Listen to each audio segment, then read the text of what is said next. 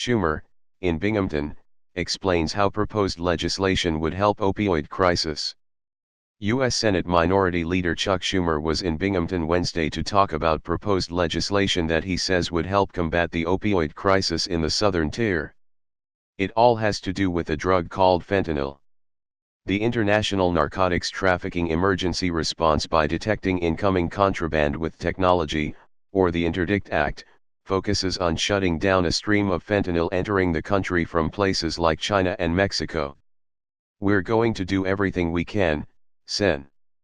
Schumer said at the Broome County District Attorney's Office Wednesday morning. "I pledge to the people here in the Southern Tier that I'm going to do everything I can to get this passed." The bill has support across party lines. Officials in the Southern Tier Wednesday acknowledged how it could help. The Interdict Act is a common-sense, legislative tool that will have real effects on the lives of our citizens, District Attorney Steve Cornwell explained.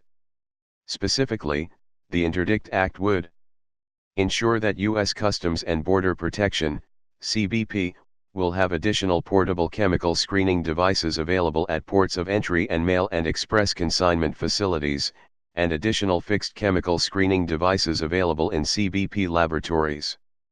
Provide CBP with sufficient resources, personnel, and facilities, including scientists available during all operational hours, to interpret screening test results from the field.